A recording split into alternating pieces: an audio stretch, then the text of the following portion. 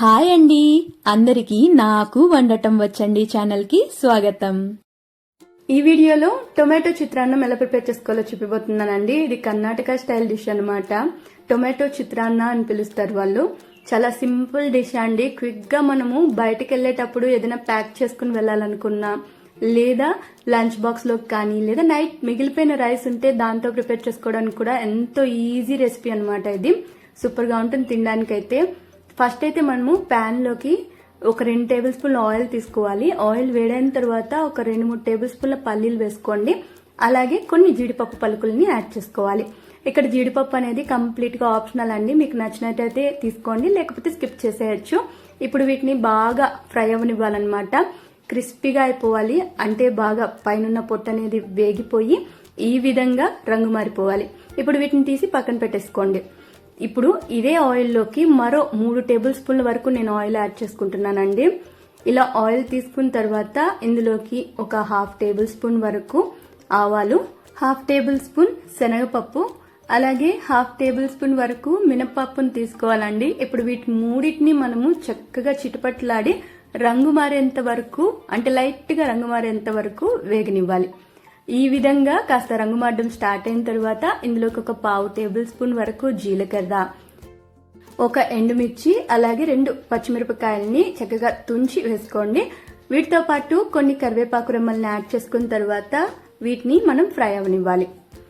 ఈ విధంగా ఇవి కాస్త ఫ్రై అయిన తర్వాత ఇందులోకి మనము ఉల్లిపాయలను అయితే యాడ్ చేసుకోవాలండి. నేను ఇక్కడ ఒక పెద్ద సైజు ఉల్లిపాయని ఇలాగా చిన్న చిన్న ముక్కలుగా కట్ చేసి వేసుకుంటున్నాను.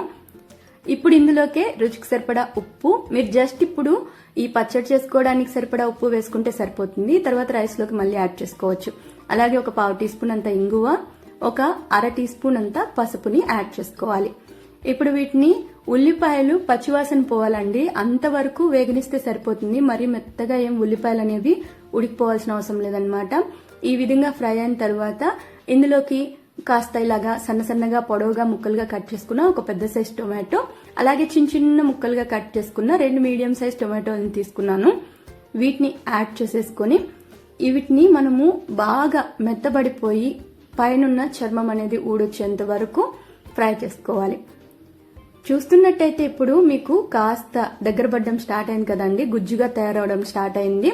ఇలా స్టార్ట్ అయిన తర్వాత ఇందులోకి ఒక పెద్ద సైజ్ టొమాటోని మనం మిక్సీలో మెత్తగా గ్రైండ్ చేసుకుని ఇలాగా యాడ్ చేసుకోవాలి.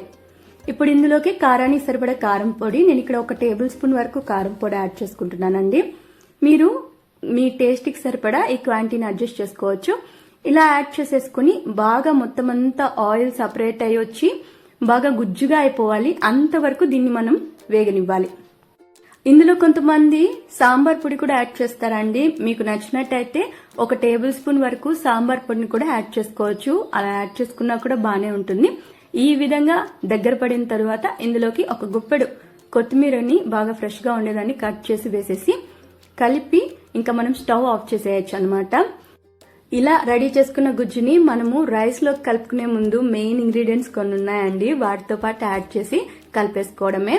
దీన్ని మనం ఫ్రిడ్జ్ లో 6 to 7 డేస్ వరకు నిల్వ చేసుకోవచ్చు. ఇప్పుడు వేడి వేడి రైస్ అయినా లేదా నైట్ మిగిలిపోయిన రైస్ అయినా పర్లేదు. జస్ట్ వేడి రైస్ అయితే కాస్త చల్లారనివ్వండి. చల్లారిన తరువాత ఇందులోకి మనం ముందుగా ప్రిపేర్ చేసి పెట్టుకున్న టొమాటో గుజ్జుని యాడ్ చేసుకోవాలి. ఇలా మన రైస్ కి ఎంతైతే కావాలో అలా యాడ్ చేసేసుకుని ఇందులోకి మెయిన్ ఇంగ్రీడియంట్ అండి కొబ్బరి తురుము అనమాట. ఈ కొబ్బరిని బాగా తురిమేసి యాడ్ చేసుకోండి. అలాగే ఒక గుప్పెడు ఫ్రెష్ కొత్తిమీర తరుగు, అలాగే ముందుగా ఫ్రై చేసి పెట్టుకున్న పల్లి మరియు జీడిపప్పుల్ని యాడ్ చేసుకోవాలి. ఇప్పుడు ఇదంతా వేసేసాం కదండి, దీన్ని బాగా కలిపేసుకోవాలన్నమాట. కొబ్బరి తురుము అనేది మాత్రం ఇందులోకి మస్ట్ మెయిన్ ఇంగ్రీడియంట్. ఇది ఇంకో విధంగా కూడా ప్రిపేర్ చేస్తారండి. నేను ఇక్కడ కొబ్బరి తురుము మరియు పల్లీల్ని లాస్ట్ లో సపరేట్ గా రైస్ లోకి యాడ్ చేశాను కదా, అలా కాకుండా కొంతమంది టొమాటో గుజ్జు ప్రిపేర్ చేస్తారు కదా, మొత్తం అంతా ఉడికిన తర్వాత లాస్ట్ గా కొబ్బరి తురుము మరియు పల్లి జీడిపప్పుల్ని యాడ్ చేసేసి కూడా ప్రిపేర్ చేస్తారు. అలా చేసినట్టయితే మనం ఈ గుజ్జుని ఒక 6 to 7 డేస్ వరకు స్టోర్ చేసుకోవచ్చు అని చెప్పాను కదా ఫ్రిడ్జ్ లో. కానీ ఆ గుజ్జులో ఈ పల్లీలన్నీ కూడా నానిపోయి కొబ్బరి కూడా బాగా ఇంకిపోయి అదేమవుతుందంటే టేస్ట్ మారిపోతుంది, ప్లస్ పల్లీలు అంత క్రంచీగా ఉండవు అనమాట. కాబట్టి నేను ఈ విధంగా మనం రైస్ ఎప్పుడైతే ఈ టొమాటో గుజ్జు వేసి కలుపుకుంటామో ఆ టైంలో మనము కొబ్బరి తురుము కానీ పల్లీలు వేసి కలుపుకుంటే చాలా చక్కటి టేస్ట్ వస్తుంది. ట్రై చేసి చూడండి. నచ్చినట్టయితే లైక్, షేర్ ఇంకా కామెంట్ చేసేయండి. అలాగే ఛానల్ని తప్పకుండా సబ్స్క్రైబ్ చేసేసుకోండి.